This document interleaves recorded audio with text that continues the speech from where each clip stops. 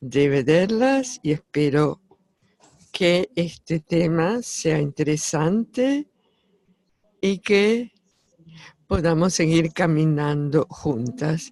Muchas gracias por vuestra presencia y buen trabajo en esta tarde.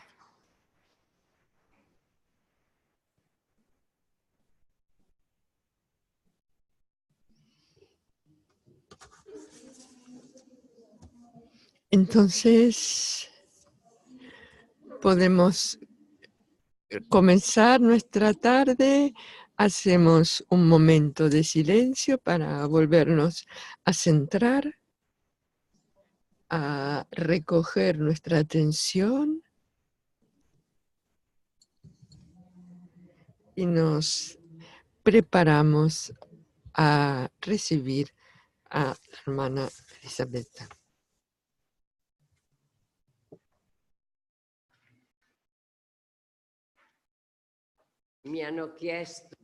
Me han pedido hablar a la tarde porque tendría que mantenerlas despiertas. Espero que no sea solo mi voz. Para preparar mi presentación he utilizado sobre todo dos instrumentos: el Evangelio y este pequeño documento que me parece que sería bueno que cada superiora lo conozca porque es precioso. Al comienzo pensé, ay, mamá mía, es duro, es pesado, pero luego más lo leo. Cuanto más lo leo, más me doy cuenta que tiene elementos, puntos de atención para realmente que son muy importantes. No es para hacer publicidad, pero cuanto más lo leo, me doy cuenta que hay más elementos de reflexión. Este texto nos recuerda que la originalidad evangélica de la que la vida consagrada quiere ser profecía encarnada pasa a través de actitudes y opciones concretas. La primacía del servicio, la solidaridad con los pobres y los pequeños, la promoción de la dignidad de la persona en cualquier situación que se encuentre, y la subsidiariedad como confianza recíproca y colaboración con todos. Como ven, estos elementos tocan nuestra vida consagrada. Habíamos hablado de estas actitudes el año pasado cuando hablamos de la autoridad. En el encuentro de hoy retomamos de algún modo estos temas en relación con el ejercicio del poder. Ejercicio que, como vimos esta mañana, exige una vigilancia humana y espiritual para no sucumbir a las tentaciones y a las insidias que nos recuerda este pequeño libro. En un capítulo que se llama Desafíos todavía abiertos y servicio de la autoridad y modelos relacionales. Para entrar en esta actitud de vigilancia, propongo dejarnos guiar por las palabras que Jesús dice cuando los 12 se indignan por las palabras de los hijos del CBDO. No solo porque quieren pedir a Jesús estar a su derecha o a su izquierda, sino que pelean entre ellos para saber cuál es el más grande. Jesús les dice: ustedes saben que los jefes de las naciones dominan sobre ellas, y los poderosos les hacen sentir su autoridad. Entre ustedes no debe suceder así. Al contrario, el que quiera ser grande, que se haga servidor de todos. Y el que quiera ser el primero, que se haga esclavo de todos. Como el Hijo del Hombre, que no vino para ser servido, sino para servir y dar su vida en rescate por una multitud. Jesús dirige estas palabras a los suyos después del tercer anuncio de la pasión, antes de su ingreso a Jerusalén. Es decir, al final de su vida pública, mientras está caminando para realizar el último acto del ejercicio del poder que ha recibido del Padre. Este poder es dar su vida en rescate por muchos. Creo que nos indignamos viendo que en un momento crucial, difícil, la única preocupación de los discípulos sea la de saber quién será el más grande. Y esto nos permite ver la distancia que hay entre el deseo de caminar siguiendo a Jesús de Nazaret para participar en su misión y el consentir en hacer nuestra la manera que Jesús eligió para realizar su misión. Este episodio nos recuerda que como los primeros compañeros de Jesús que compartieron su vida pública, que caminaron con él, también nosotros tenemos que seguir aprendiendo a ubicarnos en nuestro lugar cuando somos llamadas a un encargo de gobierno y ejercitar el poder que nos ha sido dado. La respuesta de Jesús a los 12 es clara. Ejercitar el poder es hacerse siervo de todos y por eso dar la propia vida. Hay que aprender de él a ejercitar el poder verdaderamente como un servicio, con la conciencia que el Evangelio no nos da recetas hechas, solo van diciendo cuáles son las actitudes, las opciones fundamentales de Jesús que son para nosotras puntos de referencia en el ejercicio de nuestro gobierno. Las invito a recorrer las dos actividades que son lo esencial de la vida de Jesús y que en los evangelios sinópticos son los ámbitos dentro de los cuales Jesús ejercita su poder, un poder que desde el comienzo Él da a sus discípulos. El poder de expulsar a los demonios y el poder de curar enfermedades. Veamos cómo este poder actúa en nosotras. La vida pública de Jesús en los sinópticos comienza con el bautismo, durante el cual Dios designa a su Hijo predilecto. Y este relato, después de este relato, inmediatamente tenemos la tentación en el desierto. La tentación que nos pone frente a la oposición entre Jesús y el tentador. Esta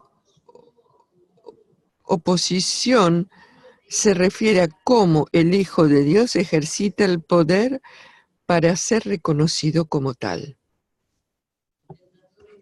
El tentador dice, si eres hijo de Dios, puedes, etc. puedes utilizar tu poder para satisfacer inmediatamente todos tus deseos, poseer todos los reinos de la tierra, a condición de seguir el camino que te digo yo, es decir, si te sometes a mi poder. Jesús lo rechaza en el desierto, es el rechazo de ejercitar su poder utilizándolo en su interés.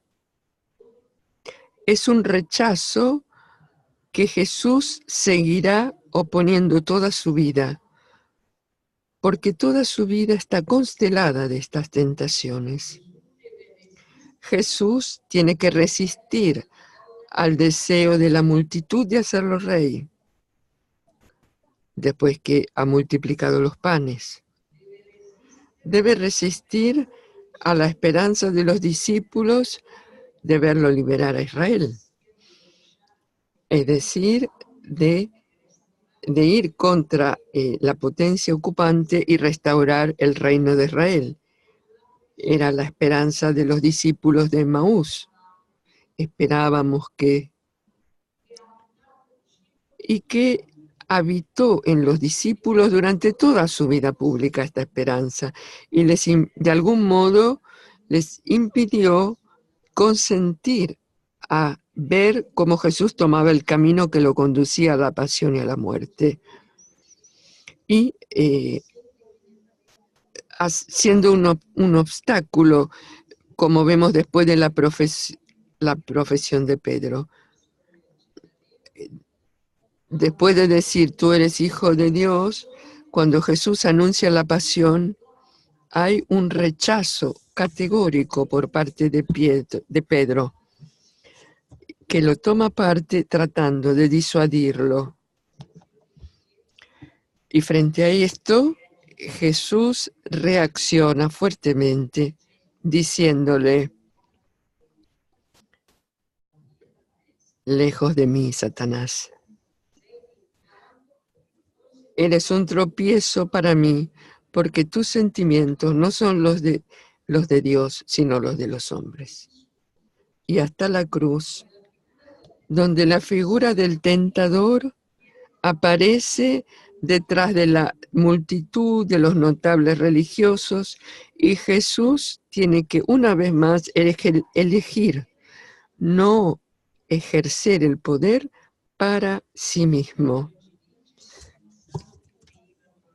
El Evangelio nos dice, los que pasaban lo insultaban y movían la cabeza, diciendo, tú que destruyes el templo y en 3 días lo vuelves a edificar, sálvate a ti mismo, si eres hijo de Dios, y baja de la cruz. De la misma manera, los sumos sacerdotes, junto con los escribas y los ancianos, se burlaban diciendo, ha salvado a otros y no puede salvarse a sí mismo. Como vemos, Jesús, Hijo de Dios, ha sido tentado y continuamente de instrumentalizar el poder para su propia ventaja. Si ha sido tentado él, podemos imaginarnos que nosotras también podemos tener tentaciones de este tipo. El hecho que la vida pública de Jesús se abra y concluya con las tentaciones sobre el modo de ejercitar su poder de Hijo de Dios, resuena como una llamada, como una invitación a reconocer que en cualquier ejercicio de poder está siempre presente la tentación y la posibilidad del abuso de poder, que de un modo u otro es el utilizar el poder para el propio ventaja propia.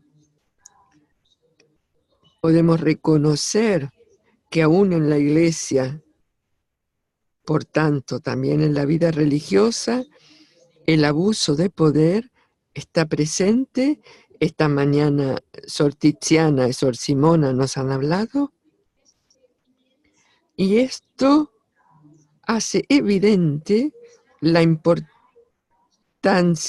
de mirar de frente a la tentación. Las tentaciones que son las nuestras, que nos habitan, para poder rechazarlas y ejercitar el poder como lo hizo Jesús, para expulsar los demonios también de nosotras mismas. Este texto minúsculo, tengo que decir que he necesitado tiempo para digerirlo. La primera vez dije, ay Dios mío, qué negativo que es. Y no tenía ganas de leer la segunda parte, que era más de propuestas. Luego lo retomé, lo releí y me dije que no era solo negativo, que era estimulante y que me interpelaba a mí y a todas. Los desafíos todavía abiertos, que son la segunda parte de las orientaciones, se puede leer esta segunda parte como las tentaciones a las que tenemos que resistir para evitar caer en el abuso de poder. Podría ser muy fructuoso dedicar tiempo para releer estas páginas, para afrontar con humildad y coraje las tentaciones que nos habitan y a las cuales quizás una u otra vez quizás hemos cedido en el ejercicio del poder que nos ha sido confiado. Y tenemos que hacer esto no para culpabilizarnos o, como decía Tiziana, para deprimirnos, porque esta es otra tentación, sino para ejercitarnos en cómo rechazar estas tentaciones con la ayuda de Dios y de nuestros hermanos y hermanas. No presumir que esto a mí no me toca. No estamos tan seguras de esto. Quisiera recordar aquí algunos riesgos de poder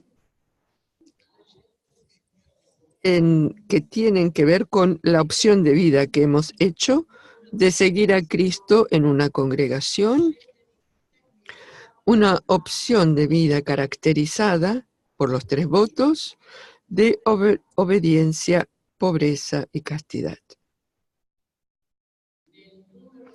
En el número 20 de las orientaciones,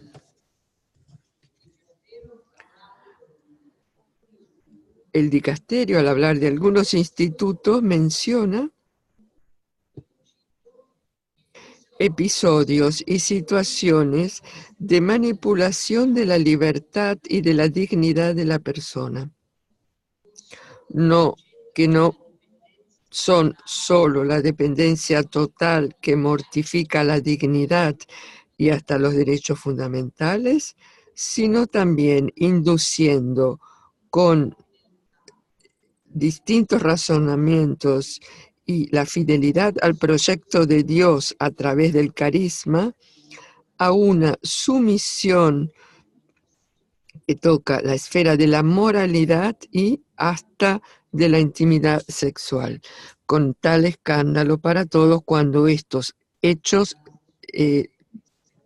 llegan a la luz pública. Esto se refiere a experiencias que ha tenido que tratar el dicasterio.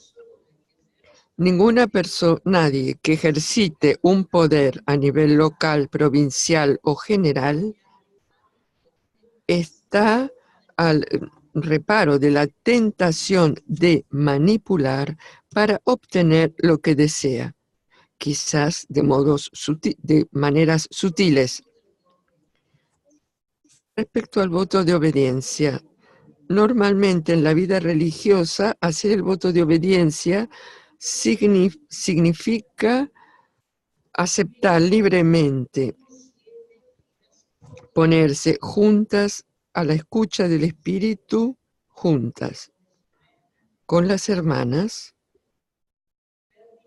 para discernir cómo realizar nuestro deseo de dar la vida siguiendo a Cristo. Subrayo esto de la escucha juntas, que significa que quien ejercita un poder consciente, así como los otros miembros de la congregación, de las otras hermanas, consciente en practicar esta escucha obediente de cada uno de los miembros. El abuso de poder no está nunca lejos cuando por negligencia, por miedo a la confrontación o a perder la autoridad, o por la certeza de ser dueños de la verdad, quien ejercita el poder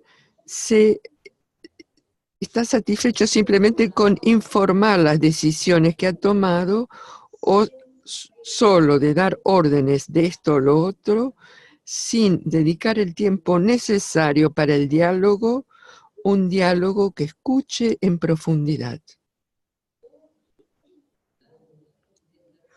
O bien otro tipo de tentación, cuando de modo sutil hay solamente una apariencia de diálogo, porque nuestro objetivo es mostrar al otro que tengo razón, que lo que estoy proponiendo es el único camino a recorrer. Y esta demostración puede tomar la forma, seguramente nadie en esta sala, pero esto puede tomar la forma de manipulación espiritual y afectiva. Cuando tengo la presunción de decir, yo tengo la voluntad de Dios. O cuando pienso ser la única intérprete de la voluntad de Dios. Las orientaciones nos alertan, nos hacen ver el hecho que quien ejercita el ministerio sin la paciencia de la escucha y la acogida de la comprensión, se pone en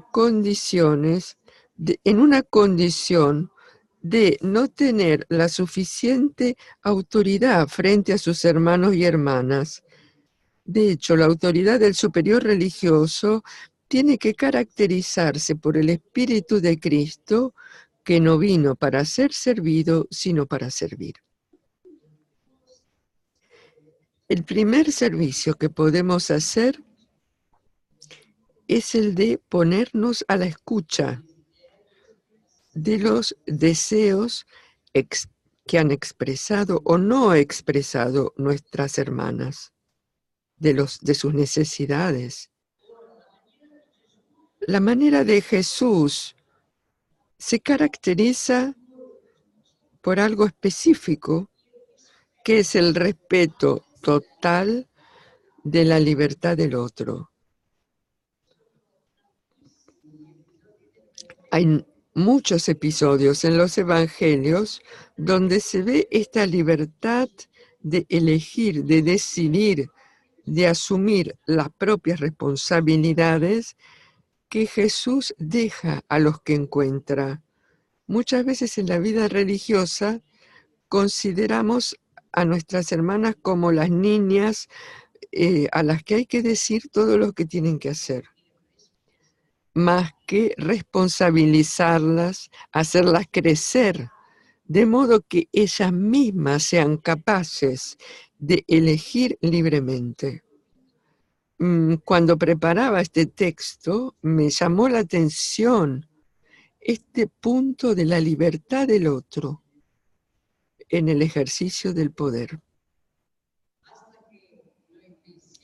Basta pensar, tengo muchas citas aquí, si no Tiziana me dirá que que cito demasiados textos, pero bueno, pueden después tomar el texto. El encuentro con la samaritana, la mujer adúltera, la curación del ciego de nacimiento, el encuentro con el joven rico, que para mí de verdad es un sinónimo de esta libertad. El Evangelio nos dice que Jesús lo amaba, pero lo deja ir respetando su libertad de opción, aunque esta opción lo hace sentir triste. Tenemos esta libertad en relación a nuestras hermanas. A la luz de estos relatos evangélicos y de lo que nos dicen estas orientaciones, puede ser interesante ver si en nuestras decisiones más recientes hemos practicado esta escucha obediente, si hemos respetado la libertad de las personas y si las personas han respetado con esta escucha obediente nuestra libertad. A veces hay la tentación de una manipulación recíproca. Son unos puntos de reflexión. Por ejemplo, sobre el voto de pobreza. Como para el voto de obediencia en la vida religiosa, el voto de pobreza significa consentir libremente, aceptar, poner en común los recursos que tenemos. Y esta puesta en común de los recursos no se refiere solo a los bienes materiales, el dinero, sino también los recursos espirituales, culturales, intelectuales, manuales, relacionales. Y sabemos bien que el conjunto de estos recursos es un lugar particularmente sensible en el ejercicio del poder. Que una verdadera puesta en común no es algo adquirido de una vez por todas. Siempre está presente el riesgo de transformar esta puesta en común, que es signo de compartir y condivisión y de comunión, podemos transformarla en una dependencia que no respeta ni la dignidad de las personas ni su libertad.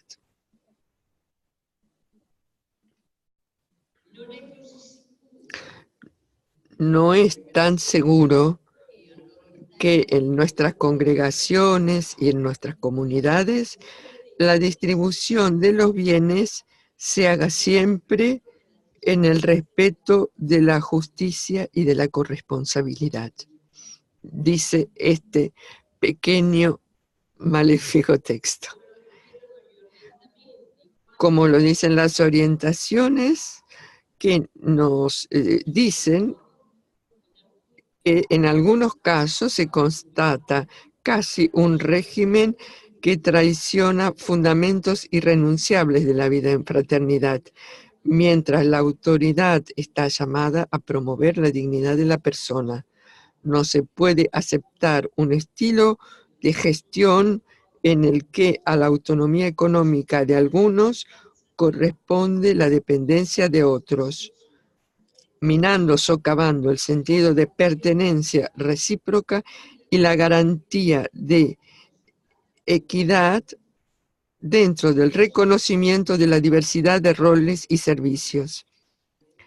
No sé si se han dado cuenta que en algunas comunidades y en nivel general, provincial y local, la ecónoma, no se sabe por qué, tiene un poder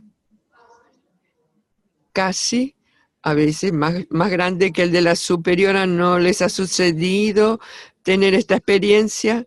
Se hace lo que dice la ecónoma.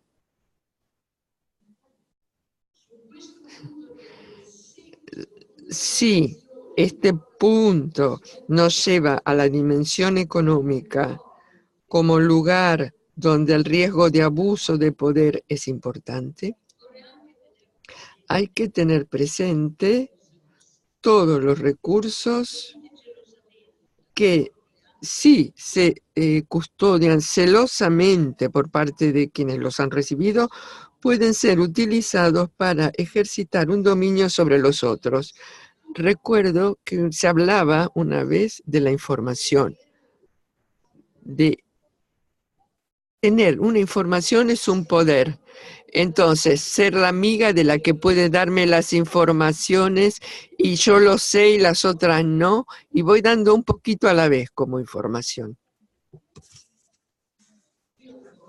Aquí de nuevo una invitación muy libre a ver si y cómo en el ejercicio del poder que es nuestro, si estamos al servicio de la puesta en común de todos los recursos, que los recursos circulen. Sobre el voto de celibato, como para el voto de obediencia y pobreza, en la vida religiosa el voto de celibato significa consentir libremente hacer de la congregación la familia en la que estamos invitadas a construir relaciones. En la lengua inglesa hablan de sororidad, pero bueno, nosotros en español decimos fraternos sin ofender a nadie. La construcción de estas relaciones, así como la construcción de todas las relaciones humanas y humanizantes, se caracteriza con la castidad, o sea, el respeto de la libertad y la inalienable de cada persona. Las revelaciones dolorosas a las cuales la Chiesa se ve confrontada en este momento evidencian numerosos abusos de poder que cuestionan el voto de celibato y la castidad de las relaciones, no solo a nivel sexual. Siempre en este número 20 de las orientaciones, tanto en la vida comunitaria como en la misión, se puede haber abusos con prácticas de manipulación de la libertad y la dignidad de las personas que llevan progresivamente a una dependencia total que mortifica la dignidad de la persona y los derechos humanos fundamentales y una sumisión que va mucho más allá de la esfera moral y la intimidad sexual. Tenemos que ver si nuestro modo de ejercer el poder está al servicio de la construcción de relaciones fraternas, humanizantes, que respeten la dignidad y la libertad de cada uno. Las hermanas que entran en nuestras congregaciones son personas que tienen que ser libres internamente y todo el camino de formación tienes que llevarlas a una libertad interior cada vez más profunda. No hacer las cosas por miedo o por otros motivos. Me permito recordar estos riesgos del abuso de poder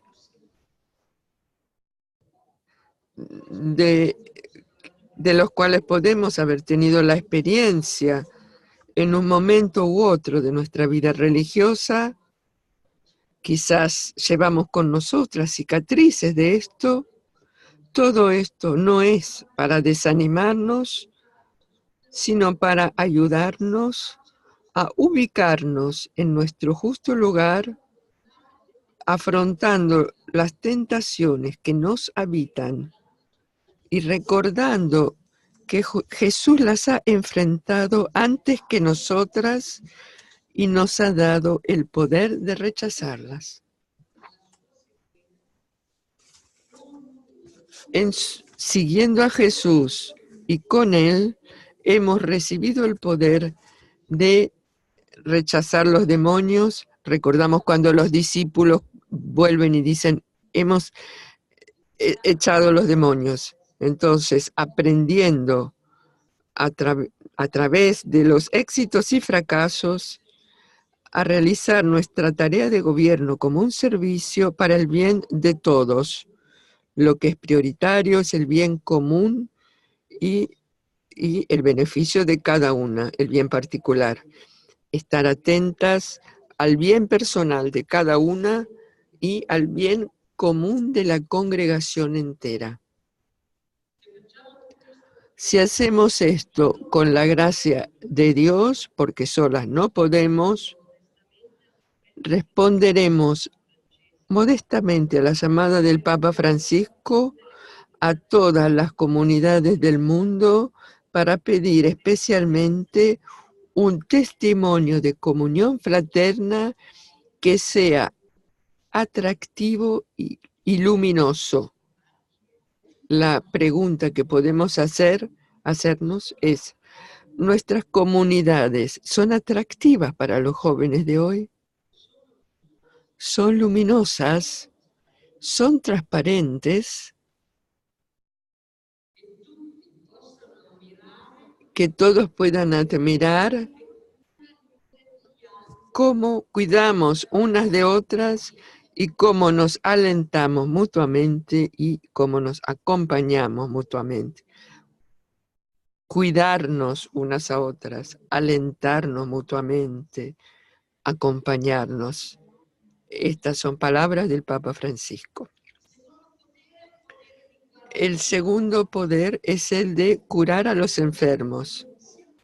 A los 12, en misión, Jesús les dice, proclamen que el reino de Dios está cerca, sanen a los enfermos, resuciten a los muertos, purifiquen a los leprosos, expulsen los demonios. Gratuitamente habéis recibido, gratuitamente dadlo. Y cuando Juan el Bautista manda a preguntar, ¿eres tú el que debe venir? Jesús responde, decid a Juan lo que veis y escucháis. Los ciegos ven, los cojos caminan, los leprosos son purificados. Si leemos el Evangelio, podemos ver que los relatos de curaciones y expulsión de demonios son numerosas y que la mayoría de las curaciones son las de personas ciegas, paralíticas, sordas, mudas, leprosos. Como discípulos hemos recibido la misión de realizar estas curaciones, no físicamente, sino tendríamos que ser taumaturgos o seríamos canonizadas. No tenemos el poder de curar físicamente, pero podemos, escuchando estos relatos, sentir la invitación a sanar lo que en los otros está ciego, paralizado, o sordo, o mudo, o leproso.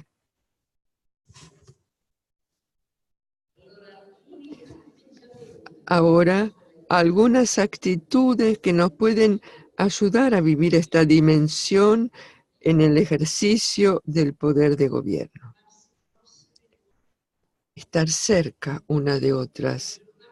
En la mayoría de los relatos evangélicos de curación, Jesús va en el camino y deja que los otros se acercan a él. Hay episodios donde los apóstoles tratan de alejar a la gente. Jesús se deja tocar, deja que vengan a él. A veces las personas vienen solas, otras veces se las traen. Se deja tocar, lo cual lo hace impuro, como estos leprosos. Si queremos curar y ser sanadas, no hay otro camino más que el de consentir a acercarnos unas a otras sin condiciones. Nadie puede ser dejado al borde del camino sin cuidados. Podemos preguntarnos si no hay miembros en nuestra congregación que excluimos de nuestra atención, de nuestros cuidados, porque están paralizadas en sus certezas, en sus costumbres, en la reputación que se les ha atribuido, o bien enceguecidas por sus convicciones, prejuicios, o porque no saben expresar sus opiniones, o porque no saben escuchar, o porque son incómodas. Y a partir de esto, la invitación es buscar juntas cómo permitirles retomar el camino juntas, más que dejarlas solas al borde del camino. Ayudar a cada una a expresar su deseo de sanación. A veces nos sorprendemos cuando Jesús pregunta a un ciego qué quieres que haga. Es evidente. Más allá de este asombro, podemos escuchar la invitación que podría resumirse así. No piensen que saben más que las propias personas lo que ellas desean. Dejemos que ellos se expliquen cuál es su deseo, qué es lo que necesita sanación. En otras palabras, dediquemos tiempo, perdamos tiempo para hablarnos, para escucharnos, para encontrar juntas los remedios a las enfermedades que nos consumen. Dediquemos tiempo para que en el diálogo y en la oración se revele lo que nos impide personalmente, en comunidad, en la provincia, en la congregación, construir esta comunión fraterna entre nosotras que nos permita ser atractivas y luminosas. Reconocer las parálisis que nos impiden avanzar, los miedos, las sospechas, la falta de confianza, la ceguera que nos impide ver, el encerrarnos en nuestro pequeño mundo, los prejuicios, las convicciones intocables, los celos,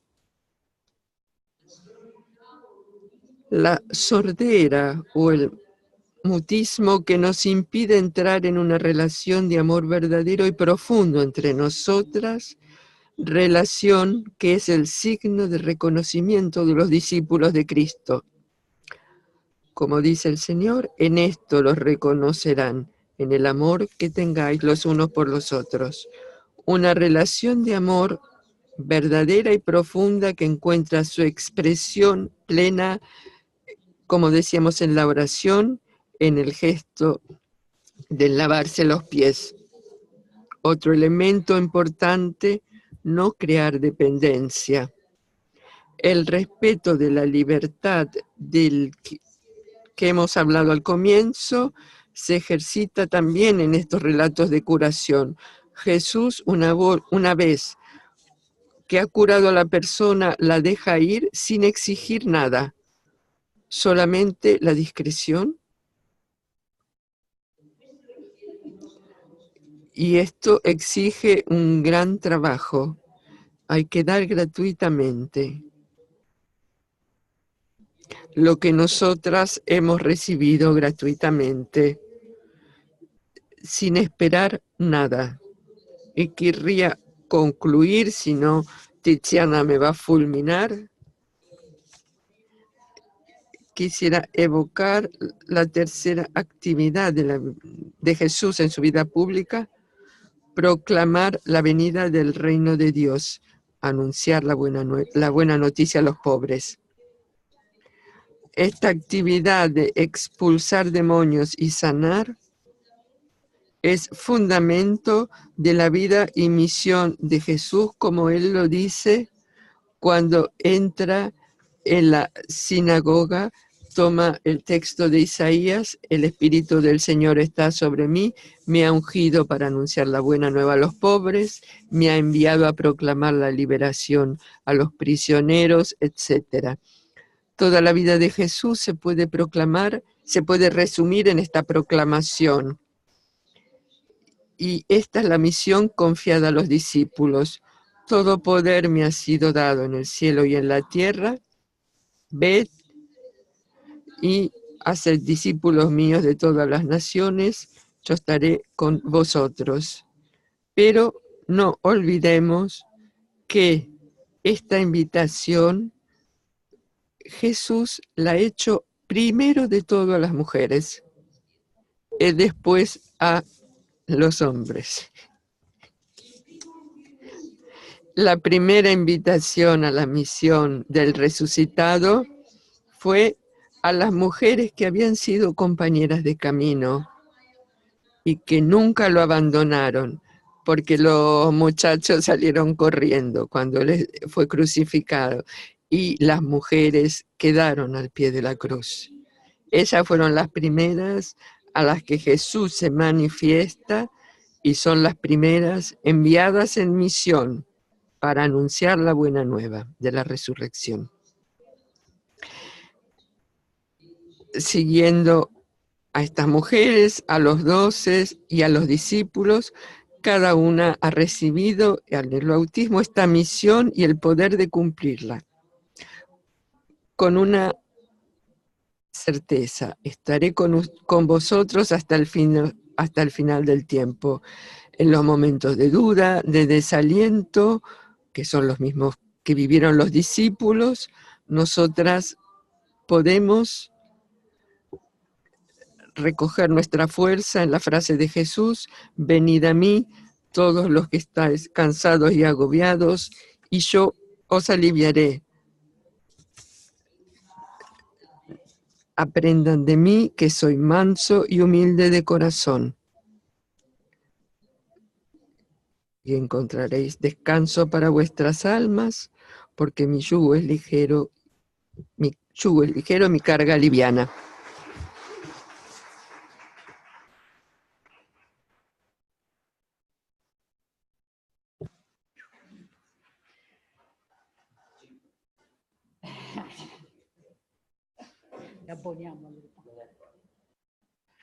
Bene, ringraziamo la nostra suora Elisabetta.